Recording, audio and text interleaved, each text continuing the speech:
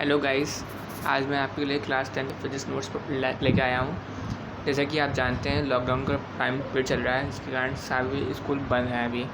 तो आप लोग को प्रॉपर नोट्स नहीं मिल पा रहे होंगे, तो इसलिए मैंने एक प्रेजेंटेशन बनाया है पीपीटी, इसके थ्रू मैं आपको नोट्स प्रोवाइड कर सकता हूँ और इससे रिलेटेड जो भी न्यूमेरिकल है वो भी मैं प्रोवाइड करने की कोशिश करूँगा। तो पहला चैप्टर आपका शुरू होता है फोर्स से। ये मैं आईसीएसई बोर्ड के पैटर्न के बेसिस पे पढ़ा रहा हूँ। तो हम फोर्स से स्टार्ट करते हैं। तो फोर्स, तो गाइस आप बचपन से फोर्स के बारे में डेफिनेशन पढ़ते आ रहे हैं। तो इसके बारे में आपने बचपन में डेफिनेशन पढ़ा होगा कि एनी टाइप ऑफ पुश और pull is known as force. Force क्या है? किसी भी तरह का पुश या फिर पुल जो हो, जैसे कि आप पिक्चर में देख सकते हैं, किसी भी तरह का पुश या पुल, उसको हम फोर्स कहते हैं। अब फोर्स से क्या हो सकता है कि फोर्स किसी ऑब्जेक्ट बॉडी पे आप लगा रहे हैं किसी ऑब्जेक्ट पे, तो वो अपना शेप और साइज़ चेंज कर सकता है, या तो अब में स्टेट को चेंज कर सकता है। स्टेट को चेंज कर सकता है मींस यहाँ पे स्टेट को चेंज करने से मतलब ये है कि अगर वो रेस्ट में है बॉडी तो वो मोशन में आ सकता है, मोशन में है तो रेस्ट में आ सकता है। तो इसकी डेफिनेशन अभी हम पढ़ लेते हैं। Force is that physical cause which either change और try to change the size and shape of our body or the state of rest or the state of motion of the body. Okay guys, अब इसके बाद आता है kinds of forces. तो point of view of application के basis पे forces को हम मेनली ब्रॉडली हम टू टाइप्स में हम डिवाइड करते हैं, कॉन्टैक्ट फोर्स और non contact force. Contact force जैसे कि नाम से आप पता कर सकते हैं, पता चल रहा है कि वो फोर्स जब बॉडी पे एक्ट हो, जब हम कोई फोर्स अप्लाई करते हैं किसी बॉडी पे और जिसके थ्रू फोर्स अप्लाई कर रहे हैं वो उस बॉडी के डायरेक्टली फिजिकली कांटेक्ट में हो, तो हम उसको कांटेक्ट फोर्स कहेंगे। मतलब कि इसके थ्रू फोर्स अप्लाइड हो रहा है और इस पर फोर्स अप्लाइड हो रहा है, अगर दोनों बॉडी ऑब्जेक्ट एक दूसरे के कांटेक्ट में है, फिजिकली कांटेक्ट में है, तो उसको हम कॉन्टैक्ट फोर्स कहेंगे। नॉन कॉन्टैक्ट फोर्स जस्ट इसका रिवर्स है, मतलब कि जिसके थ्रू फोर्स अप्लाइड हो रहा है और जिस पे फोर्स अप्लाइड हो रहा है वो दोनों अगर फिजिकली कांटेक्ट में नहीं है तो उसको नॉन कॉन्टैक्ट फोर्सेस कहेंगे। तो contact force the forces which comes to act on a body when they are kept in a physical contact. वो फोर्सेस जो बॉडी पे लगते हैं जब वो फिजिकली कांटेक्ट में हो। The force which comes to act on a body when there is no physical contact, तो हम उसको नॉन कॉन्टैक्ट फोर्स कहेंगे। अब यहाँ पे कॉन्टैक्ट फोर्स के एग्जांपल है। कॉन्टैक्ट फोर्स के एग्जांपल में आप फ्रिक्शन फोर्स देख सकते हैं। अब फोर्स एक्सपीरियंस बाय स्प्रिंग के थ्रू जो फोर्स एक्सपीरियंस होता है, गेट होता है। टेंशन फोर्स जो रोप में लगता है। तो फ्रिक्शन फोर्स क्या होता है? कोई भी बॉडी अगर मूव कर रही होती है तो उसको एक अपोजिंग एक फोर्स होता है, उस बॉडी के मोशन को अपोज करता है। जैसे कि या कोई भी रोलर अगर आप रोल कर देते हैं, रोलिंग ऑब्जेक्ट, तो वो कुछ डिस्टेंस को कवर करने के बाद वो रुक जाता है। क्यों? क्योंकि उसमें एक अपोजिट डायरेक्शन में फोर्स लग रहा होता है जो उसकी मोशन को अपोज करता है। तो ये फ्रिक्शन फोर्स क्या है? अपोजिंग फोर्स है, जो कि which always act in the opposite direction of the motion of the body. Similarly इसी वे में आपका स्प्रिंग फोर्स है। स्प्रिंग फोर्स में वेन एवर वी एक्सपैंड और कॉन्ट्रैक्ट द कंप्रेस कर दे, एक्सपैंड करे या फिर कंप्रेस करे स्प्रिंग को, तो स्प्रिंग में एक फोर्स लगता है, restoring force. They acts a restoring force which try to bring the spring in its original state, जिसकी वजह से वो स्प्रिंग को अपने ओरिजिनल स्टेट में लाने की कोशिश करता है। इसी फोर्स को हम कहते हैं फोर्स एक्सर्टेड बाय स्प्रिंग। इसी वजह से आपका टेंशन फोर्स होता है। टेंशन फोर्स ये रोप में लगता है। जब भी आप रोप हो गया या फिर कोई भी स्ट्रिंग वगैरह हो गया, तो जब भी आप इसमें एग्जांपल में आप देख सकते हैं, रोप से आप एक ऑब्जेक्ट को हैंग किए हुए हैं, तो ये बॉडी का जो ऑब्जेक्ट हैंग किया उसका मास m है। इसका वेट डाउनवर्ड डायरेक्शन में ग्रेविटी के कारण W वेट डाउनवर्ड डायरेक्शन में लग रहा है। तो इसको होल्ड अप करने के लिए, इसको उसी स्टेट में रखने, वहीं होल्ड अप रखने के लिए इसी पोजीशन पे इसको एक अपवर्ड डायरेक्शन में टेंशन फोर्स लगता है जो इसको बैलेंस करता है। जब इसका वेट ज़्यादा हो जाता है टेंशन फोर्स से, तब ये रोप ब्रेक हो जाता है और ये ऑब्जेक्ट नीचे गिर जाएगा। तो ये टेंशन फोर्स जो होगा अपोजिट डायरेक्शन में, ये भी अपोजिट डायरेक्शन में लगेगा। अब नॉन कॉन्टैक्ट फोर्स के एग्जांपल है। नॉन कॉन्टैक्ट फोर्स के एग्जांपल में सबसे बढ़िया है। यहाँ पर सबसे पहले यहाँ पे ये दिखाया गया है मैग्नेटिक फोर्स, जैसे कि इसमें एक मैग्नेट ले लिया गया है, इसमें कि पेपर क्लिप्स को अटैच किया गया, अट्रैक्ट किया गया है। और उसके दूसरा जो फिगर है, फिगर बी, इसमें इलेक्ट्रोस्टैटिक फ़ोर्स को दिखाया गया है। इलेक्ट्रोस्टैटिक फ़ोर्स में क्या होता है, आपने क्लास 7 में पढ़ा होगा। उसमें जो अपोजिट चार्जेस, जो हेयर कॉम्ब है, उसमें जब आप फ्रिक्शन के थ्रू कॉम्ब करते हैं तो फ्रिक्शन के थ्रू इसमें चार्ज डेवलप हो जाते हैं। तो उस चार्ज डेवलप होने के कारण उस पेपर पीसेस को वो अट्रैक्ट करता है। अपोजिट चार्जेस डेवलप होने के कारण, जैसे कि आपने पढ़ा होगा कि like charges ripple each other and opposite charges attract each other. इसमें अपोजिट चार्जेस आ जाते हैं, जिसकी वजह से क्या होता है, वो पेपर पीसेस को अट्रैक्ट करता है अपनी तरफ। इसी को हम इलेक्ट्रोस्टैटिक फोर्सेस कहते हैं। ग्रेविटेशनल फोर्स क्या है, ये भी आपका नॉन कॉन्टैक्ट फोर्स है। इसमें क्या होता है कि कोई भी ऑब्जेक्ट अगर फॉल होता है, कोई भी ऑब्जेक्ट अगर फ्री सस्पेंड कर छोड़ते हैं एयर में, तो वो अर्थ की सेंटर की तरफ अट्रैक्ट होता है, फॉल होता है, क्योंकि उस पर एक ग्रेविटी फोर्स लग रही होती है। इसी को हम ग्रेविटेशनल फोर्स कहते हैं। अब यहाँ पर यूनिट ऑफ फोर्सेस जो हम जनरली यूज़ करते हैं वो न्यूटन यूज़ करते हैं, या फिर किलोग्राम पर मीटर सेकंड स्क्वायर यूज़ करते हैं।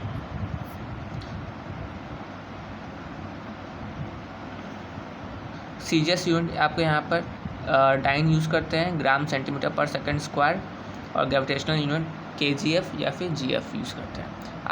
आपसे कुछ रिलेशन पूछे जाते हैं एग्ज़ाम्स में, जैसे कि 1 न्यूटन और डाइन में क्या रिलेशन होता है, तो उसको रिलेशन पता करने के लिए आपको ये प्रोसेस अपनाना पड़ेगा।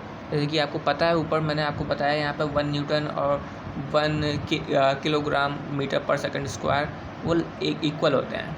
तो 1 न्यूटन को हम लिख सकते हैं 1 kg इंटू 1 मीटर पर सेकंड स्क्वायर।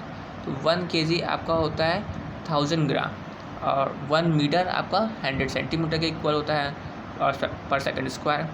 10 की पावर 3 और 10 की पावर 2 हो गया आपका 10 की पावर 5 ग्राम सेंटीमीटर पर सेकंड स्क्वायर। तो आप ये जो है आपका किसके इक्वल होता है, डाइन के इक्वल होता है सीरीज यूनिट में। तो 1 न्यूटन आपका 10 की पावर 5 डाइन होता है। इसी तरह से और भी रिलेशन है, 1 GF आपका 980 डाइन के इक्वल होता है, और 1 kgf आपका 9.8 न्यूटन के इक्वल होता है। और जैसे कि उसमें ऐसे कन्वर्जन में के लिए आ जाता है, शॉर्ट में क्वेश्चन आ जाते हैं कि 30 kgf है तो कितने न्यूटन के इक्वल होगा, तो कन्वर्जन आ जाता है। तो उसको कन्वर्ट करना होगा तो आप सिंपली उसका जो अर्थ की जो ग्रेविटी है, ग्रेविटेशनल फोर्स है, उससे आप मल्टीप्लाई कर देंगे तो आ जाएगा, न्यूटन में कन्वर्ट हो जाएगा। फिर मास और वेट, ये 2 टर्म्स हैं, बहुत ही सिमिलर हैं, एक जैसे हैं। बहुत से लोग उसमें कंफ्यूज होते हैं कि मास और वेट एक ही है या फिर डिफरेंट है। तो मैं आज आपको इसमें डिफरेंस बताने जा रहा हूँ। जैसे कि मास और वेट में सबसे बड़ा डिफरेंस ये है कि मास यूनिवर्सली कांस्टेंट होता है, किसी प्लेस पर जाने पर मास चेंज नहीं होता है, लेकिन weight place to place vary करता है, इसकी वैल्यू चेंज होती रहती है। क्यों? क्योंकि मास जो है सिर्फ डेंसिटी और वॉल्यूम पे ही डिपेंड करता है, जो कांस्टेंट होते हैं इसमें, और वेट जो है आपका वो ग्रेविटी पर भी डिपेंड करता है, ग्रेविटेशनल फोर्स पर। तो इसमें हम डेफिनेशन पढ़ लेते हैं। मास क्या होता है, the amount of matter contain by the body is called its mass. जितना अमाउंट ऑफ मैटर कितना किसी बॉडी के अंदर है वही उसका मास होता है। और वेट क्या है, weight is a gravitational pull और force of earth through which it attract each body towards its centre. तो वेट क्या है, कुछ अलग नहीं है, वो फोर्स ही है, लेकिन इस फोर्स के थ्रू क्या करता है, अर्थ हर ऑब्जेक्ट को अपने सेंटर की तरफ अट्रैक्ट करता है। मास आपका कैसा क्वांटिटी है, स्केलर क्वांटिटी है, मतलब कि इसमें आपका डायरेक्शन नहीं होता है, सिर्फ मैग्नीट्यूड होता है, गिवन होता है। और इसमें ये वेट क्या है आपका, वेक्टर क्वांटिटी, मीन्स आपको उसमें डायरेक्शन और मैग्नीट्यूड दोनों नोन होंगे। It is measured bye beam balance, इसको मेजर करने की जनरली हम बीम बैलेंस का यूज़ करते हैं, या फिर इसको फिजिकल बैलेंस भी कहते हैं। तो और इसमें it is measured by spring balance, इसे हम स्प्रिंग बैलेंस की हेल्प से मेजर करते हैं। सो फॉर्मूला मास का डेंसिटी इंटू वॉल्यूम, इसका वेट का formula mass into acceleration due to gravity, जो भी वैल्यू हो उसकी। यूनिट हम यूज़ करते हैं मास को हम जनरली केजी में मेज़र करते हैं और वेट को हम न्यूटन में मेज़र करते हैं। लीनियर मोमेंटम, तो लीनियर मोमेंटम आपका क्या है, अमाउंट ऑफ मोशन, कोई भी बॉडी कितना अमाउंट ऑफ मोशन है कंटेन करता है, वही उसका लीनियर मोमेंटम कहलाता है। तो the amount of motion contain by body is called linear momentum and it is numerically equal to the product of mass of a body to its velocity. और इसको कैलकुलेट करने के लिए क्या करते हैं हम, उसके मास को, बॉडी के मास क्या है और उसकी वेलोसिटी क्या है, उसके प्रोडक्ट को निकाल के हम उसको लीनियर मोमेंटम कैलकुलेट कर सकते हैं। ये भी आपका वेक्टर क्वांटिटी है और उसकी यूनिट किलोग्राम मीटर पर सेकंड स्क्वायर होती है। अब law of motion, Newton law of motion, इसको भी आपने बचपन में पढ़ा होंगे। थ्री लॉज होते हैं। फर्स्ट लॉ होता है वो इनर्शिया पे ऊपर बेस होता है। ये क्या कहता है कि if a body is in the state of rest then it continues in the state of rest, or in the state of motion then it continues in the state of motion until and unless an external force is applied on it। Means इसका मतलब क्या है कि अगर कोई body rest में है तो वो रेस्ट में ही रहेगी, अगर मोशन में है तो वो मोशन में रहेगी, जब तक कि हम एक्सटर्नल फोर्स ना अप्लाई करें। A body continues in state of rest or motion unless acted on by an external force। इसको हम mass is measure of inertia ये भी कह सकते हैं। Law of acceleration, law of acceleration यहाँ पर क्या है, इसको जनरली हम डिफरेंशियल फॉर्म इसका हम जनरली यूज़ करते हैं और आपने ये डेफिनेशन पढ़ा होगा, इसको मैंने नीचे मेंशन किया हुआ है। Rate of change in momentum of a body is directly proportional to the applied force on a body. तो कोई भी जो रेट ऑफ चेंज, जिस रेट से मोमेंटम, किसी बॉडी का मोमेंटम चेंज हो रहा होता है, वो डायरेक्टली प्रोपोर्शनल होता है उस बॉडी पे कितना फोर्स अप्लाइड हो रहा है। अब थर्ड लॉ है आपका, वो थर्ड लॉ ऑफ मोशन जो है न्यूटन का, वो कहता है कि every action has an equal and opposite reaction. Means कि आप जो भी एक्शन, जो भी एफर्ट, फोर्स लगाते हैं उसका एक अपोजिट रिएक्शन आपको ज़रूर मिलता है। तो ये लॉ आपको क्या करता है, ये बताता है कि momentum is conserve. Types of motion, types of motion में रेक्टिलिनियर मोशन होता है। जैसे कि रेक्टिलिनियर मोशन क्या होता है, मीन्स अगर कोई पार्टिकल है या फिर कोई ऑब्जेक्ट बॉडी अगर स्ट्रेट पाथ में मूव कर रहा है या फिर वन डायमेंशन में मूव कर रहा है, जैसे एक्स एक्सिस है तो एक्स एक्सिस में मूव कर रहा है, वाई एक्सिस में, या फिर जेड एक्सिस में, मतलब कि एक स्ट्रेट पाथ में मूव कर रहा है, तो हम उस मोशन को कहेंगे rectilinear motion. Motion of a particle along a straight line is called rectilinear motion, linear motion और वन डायमेंशनल मोशन, तो तीनों नाम से बोल सकते हैं। रोटेटरी मोशन, रोटेटरी मोशन क्या होता है, अगर कोई बॉडी किसी एक फिक्स एक्सिस के अबाउट रोटेट कर रहा है, स्पिन कर रहा है, तो उसको हम रोटेटरी मोशन कहेंगे। The spinning motion of a body about its axis is called its rotatory motion, इसको हम रोटेटरी मोशन कहेंगे। जैसे कि फ़ैन, यहाँ पर हमने एग्जांपल में व्हील यूज़ किया है, स्टीयरिंग यूज़ किया है, और यहाँ पर एक्सिस क्या होता है आप जानते हैं, सेंटर पार्ट जो होता है इसके अबाउट वो रोटेट करता है कोई बॉडी, वही उसके एक्सिस होती है, सेंट्रल एक्सिस होती है। ऑसिलेटरी मोशन, ऑसिलेटरी मोशन में सबसे पहले मैं आपको बताना चाहूँगा कि ऑसिलेटरी मोशन में जैसे कि आप ये पेंडुलम देख रहे हैं, तो पेंडुलम में ये जो पॉइंट ओ पे जो ये बॉल बना हुआ है, इसको हम मीन पोजीशन कहते हैं इस पोजीशन को, और जो दोनों लेफ्ट एंड साइड ए और बी बॉल है इसको हम कहते हैं एक्सट्रीम पोजीशन। तो इसमें क्या होता है, बॉल आपका ओ से बी पे, जब ओ से ले जाकर हम बी पर ले जाकर रिलीज़ करते हैं बी हाइट पर, तो वो एक ऑसिलेटरी मोशन शो करता है, टू एंड फ्रो मूव करता है, बी से ओ पे आएगा, ओ से ए पे जाएगा, फिर ए से ओ पे जाएगा, फिर ओ से बी पे जाएगा। तो ऐसे टू एंड फ्रो मोशन जो होता है किसी बॉडी का अबाउट इट्स मीन पोजीशन, अपने मीन पोजीशन के अबाउट में, उसको हम ऑसिलेटरी मोशन कहते हैं। The two and fro motion of an object about a fix point is called oscillatory motion. Moment of force, moment of force क्या होता है, हाँ, moment of force, turning effect of force जो होता है उसी को मोमेंट ऑफ फोर्स कहते हैं या फिर टॉर्क भी कहते हैं। तो कोई भी ऐसा फोर्स जिसके थ्रू कोई टर्निंग इफेक्ट प्रोड्यूस हो रहा हो, तो वही आपका मोमेंट ऑफ फोर्स है। मोमेंट ऑफ फोर्स न्यूमेरिकली किसके इक्वल होता है, force into perpendicular distance between the line of action of force, means जिस पॉइंट से आप फोर्स लगा रहे हैं, जैसे कि यहाँ पे फिगर में देखा है फोर्स का डायरेक्शन दिया है, तो इस पॉइंट पर जहाँ से आपने होल्ड किया है वो आपको हो गया line of action of force, जिस डायरेक्शन में लगा रहे हैं, और जिस एक्सेस से रोटेट कर रहा है उस एक्सेस के बीच में जो परपेंडिकुलर डिस्टेंस जो डी है उनके प्रोडक्ट के इक्वल होता है। तो फोर्स अगर मोमेंटम आपको कैलकुलेट करना होगा, किसी भी मूवमेंट ऑफ फोर्स कैलकुलेट करना होगा किसी भी बॉडी का, तो उसमें हम फोर्स को मल्टीप्लाई करेंगे, force into perpendicular distance from the turning point two the line of action of the force.